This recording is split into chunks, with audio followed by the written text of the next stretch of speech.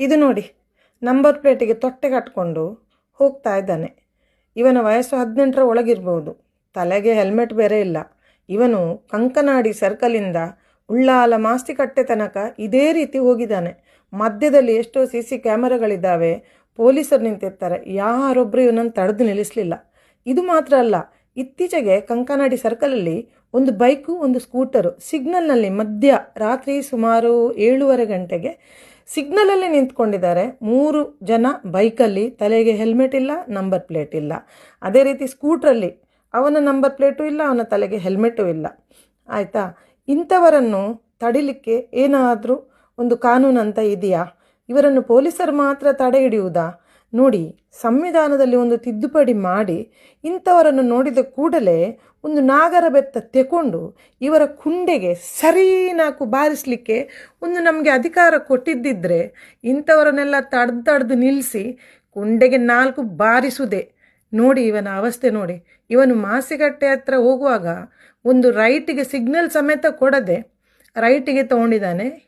ಒಂದು ಕೈಯಲ್ಲಿ ಫೋನು, ಒಂದು ಕೈಯಲ್ಲಿ ಸ್ಟೇರಿಂಗು. ಇಂಥವರು ಅವರ ಪ್ರಾಣ ಕಳ್ಕೊಳ್ತಾರೆ, ಅದರ ಜೊತೆಯಲ್ಲಿ ಬೇರೆಯವರ ಪ್ರಾಣ ಸಹ ತೆಗಿತಾರೆ ಖಂಡಿತ.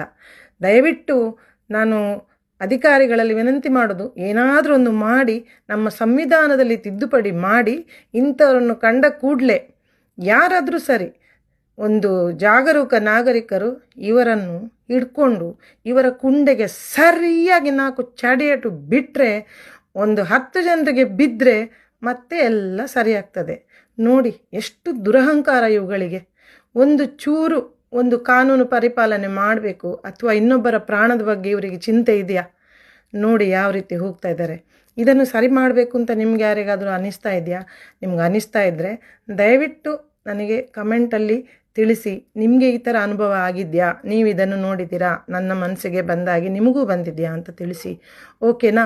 ನಿಜವಾಗ್ಲೂ ಇದು ತಮಾಷೆ ವಿಷಯ ಅಲ್ಲ, ಇದು ಸೀರಿಯಸ್ ವಿಷಯ. ಇದನ್ನು ಸರಿ ಮಾಡುವ. ಯಾಕಂದರೆ ಇವರು ಏನೋ ಕಾನೂನು ಬಾಹಿರ ಚಟುವಟಿಕೆ ಮಾಡ್ತಾ ಇದ್ದಾರೆ, ಅದನ್ನು ಅಡಗಿಸ್ಲಿಕ್ಕೆ ತಮ್ಮನ್ನು ಯಾರು ಹಿಡಿಬಾರ್ದು ಅನ್ನೋ ಉದ್ದೇಶಕ್ಕೆ ಈ ರೀತಿ ಗಾಡಿದ್ದು ನಂಬರ್ ಪ್ಲೇಟಿಗೆ ತೊಟ್ಟೆ ಹಾಕ್ಕೊಂಡು ಓಡಾಡ್ತಾ ಇದ್ದಾರೆ. ಇದನ್ನು ಹೇಗೆ ಸರಿ ಮಾಡ್ಬೋದು? ಯಾರಾದರೂ ನಿಮ್ಮ ಅನಿಸಿಕೆಗಳನ್ನು ತಿಳಿಸ್ತೀರಾ? ಬಿಡುವಲ್ಲ 4 ಚಡಿಯೇಟು ಇವರ ಕುಂಡೆಗೆ.